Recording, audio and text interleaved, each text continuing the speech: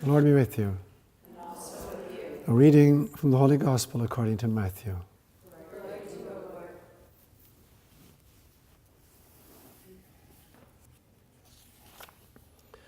Jesus said to his disciples, "Hear then the parable of the sower. When anyone hears the word of the kingdom and does not understand it, the evil one comes and snatches away what is sown in the heart. And that is what was sown on the path. As for what was sown on rocky ground, this is the one who hears the word and immediately receives it with joy. Yet such a person has no root, but endures only for a little while. And when trouble or persecution arises on account of the word, that person immediately falls away. As for the one who was sown among thorns, this is the one who hears the word, but the cares of the world and the lure of wealth choke the word, and it yields nothing. But as for what was sown on good soil, this is the one who hears the word and understands it, who indeed bears fruit and yields, in one case 100-fold, in another 60, and in another 30. The Gospel inspired by God. So when you listen to the teachings of Jesus, are the birds the good guys or the bad guys? The good guys. The good guys? He seems to indicate today that the birds are the bad guys. That the birds are the guys who come and snatch up the seed that falls on the path and eat it. And when he's interpreting, he says, this is the evil one who comes to snatch the word out of our hearts. Yet in another place he says, look at the sparrows in the sky. You know, you sell them 2 for a penny in your marketplaces, and yet not a single one falls from the sky without your Heavenly Father being aware of it. And in fact, in Christian iconography, the third person of the Blessed Trinity is represented as a bird, a dove. So are the birds the good guys or the bad guys? The question is, you have to take each parable. Each parable is a story, and you have to interpret it within the kind of the constrictions or the confines of its own kind of imagery. You can't be transferring imagery from one parable to another, otherwise you're going to get totally mixed up. And you can't overstretch a parable. You can take any parable of Jesus or any metaphor, you know, and if you take it far enough, you can make nonsense out of it. So you have to agree to the rules. That when you take a particular story, particular things stand for particular spiritual ideas. And if you push it outside of that, you make nonsense out of it. So if you're interested in hearing the message, you have to play by the rules. It's like you learn any card game. You can't introduce the rules from one card game into a different card game. In every card game, there are particular rules. You have to abide by those in order to enjoy the game. So each parable has to be taken on its own merits. So you all know this. You've heard this parable since you were little kids in grade school. And it's a brilliant story. You know, this is an extraordinarily imaginative teacher. And he's interesting that the word he's using is broadcasting, because the style of sowing in ancient times was called, that's where we get the word broadcast. And broadcast, you took a bag of seed, you put your hand into it, and you cast it abroad. This is how you sowed the seed. So you're literally casting it abroad. And that's what was subsequently used as, for radio transmissions, we talked about broadcasting. So when you preach the word, in some senses, you're broadcasting. And you have no idea where the seeds are going to land, in what kind of soil they're going to find themselves. So very, very adroitly he says, you know, basically there are 4 kinds of hearts in which the word of God, you know, is cast. And the first one is, so he was the farmer going out and he's broadcasting his seed. And some falls on the path, and the birds come and eat it. So it never gets a chance even to get established. And he says, this is the evil one, coming to take the word out of the heart even before it establishes any kind of a connection with the individual. And obviously there are people for whom that's true. And then the second group is, it falls on rocky ground. And initially, because the rock is nice and warm, you know, it's really, really happy. Nice warm climate, it sends down roots, but there's no place for the roots to go. They're going to meet just rock because there's no real soil there. And he says, these are the people who initially, they receive the word and they're very, very enthusiastic. You know, they want to come to Mass every day, you know, or they're charismatic, you know, to speak in tongues or whatever. And then soon they're on to the next fad. It's Zen Buddhism, you know, or it's, you know, playing canasta with their friends or bridge with somebody else or whatever. That's kind of the interest du jour. And so that's the second kind of group, he says. And the third group, he says, is cast among thorns. And initially there's soil there, so it begins to grow, and the sun there begins to grow.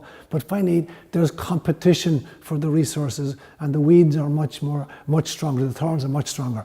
They're much more ancient, so they take up all the resources.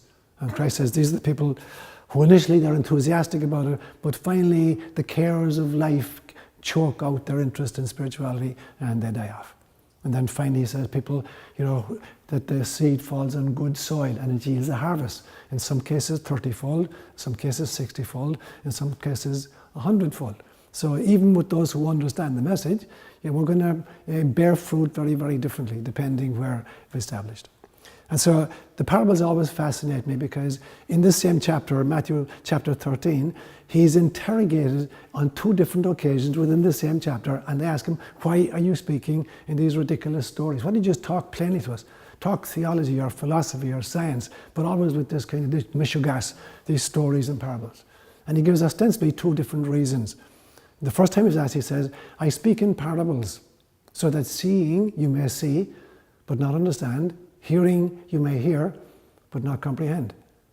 Now, why would any teacher want to speak in such a way that you could see it, but not understand it, hear it, but not comprehend it? So he's saying, if all you're doing is trying to make intellectual sense of the message, it's not going to take you very far. If you're not listening with your heart or listening with your soul, it's not going to bear fruit.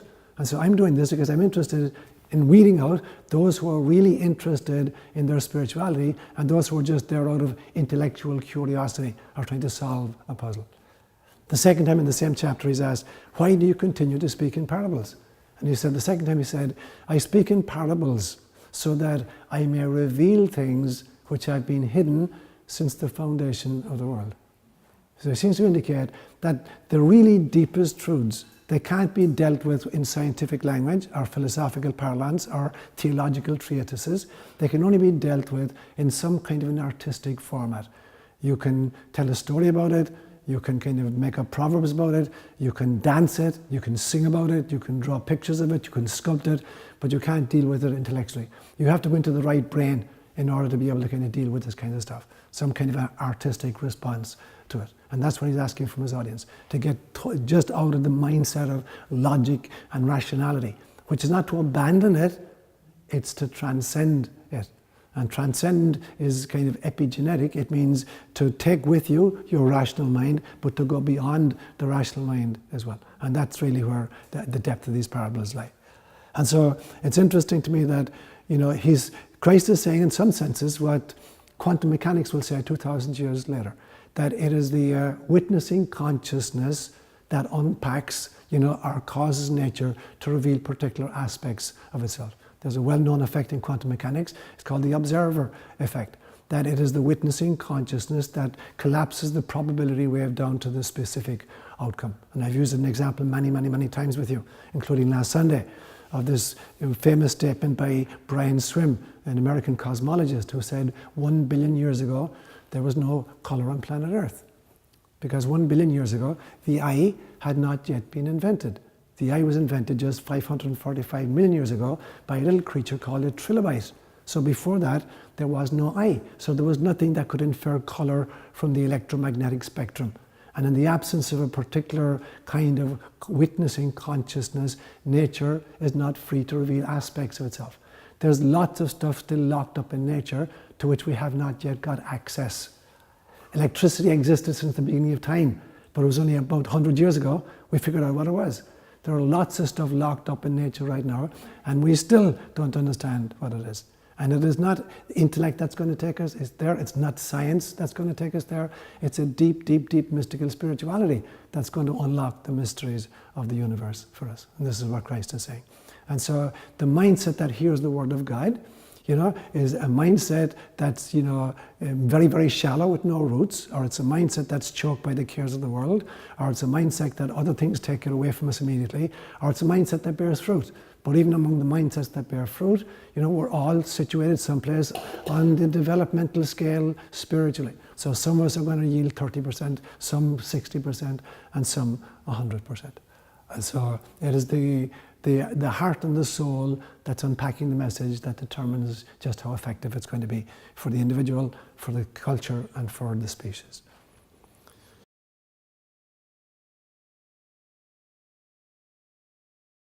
So that's a typical example now where, you have to take the parable of Jesus Christ and understand it within the rules of that particular game of cards. And now you guys are taking it to a different, and it's equally valid, and that would be a different parable, I was And going to say, am I doing that? yeah, but that's okay because you're creating a different parable, and your parable is really, really effective.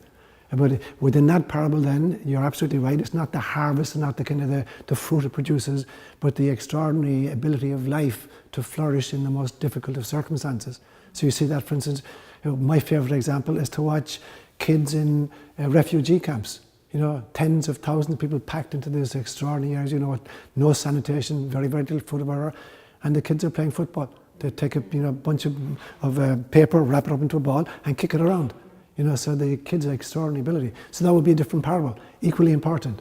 And so to be able to take each system within itself, understand what the rules of the game are in this particular parable, and unpack it accordingly. But what yourself and Karen are doing is, creating a new parable, and it's a beautiful parable. The extraordinary ability, the resilience of life, and the art of watching a cypress tree grow out of the side of a rock. Yeah. I trek in my creek very, very often, Pena Creek up in Healdsburg, and in the middle of the river are these rocks, and literally there are bushes growing out of them, and there's no soil whatsoever there. And they found their root system has gone in the little crevices of the rock, and from the water just splashing on them, they're growing. So that would be another parable equally powerful.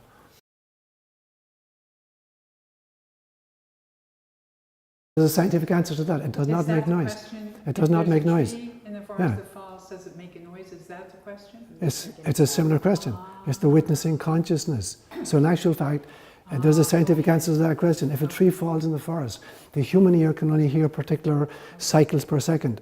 And so what happens if a tree falls, it creates vibrations in the air, which meet the human ear, and if it falls within a particular range, the human ear will interpret that as sound. If it's outside that range, it won't interpret it as sound. It won't make noise. No, it depends on the animal ears as well. If it falls within the range that the animal's ear is constituted to translate into sound, it will make a sound in their ear. If it's outside that range, it won't make a sound. So the scientific answer to that question is no. If there's no witnessing consciousness to interpret the air vibrations, it will not translate into sound. Yeah. But there's the same notion that it's the witnessing consciousness that creates the interpretation of the phenomenon.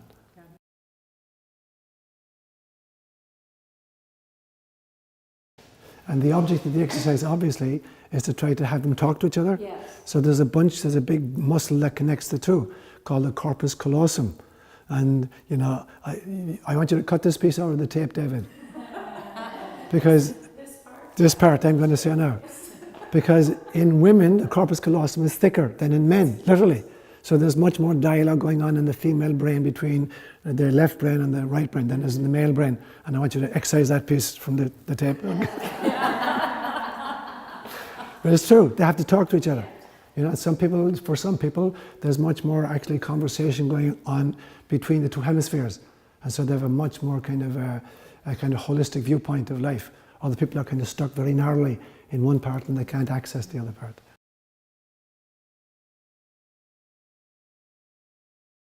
That's the beauty of the parable, of the story. Mm-hmm. It's evergreen. Where when you lock a word into a kind of a specific, interpretation or a specific meaning, as meanings change over the centuries, you lose the understanding. My favorite example of that is the word transubstantiation. Transubstantiation, which was, that phrase was first used at the Council of Trent in 1546 to understand what happens at the consecration of the Mass. And the word they used was transubstantiation, from the Latin word substantia. But in 1546, the word substance meant something completely different from what we now understand as substance.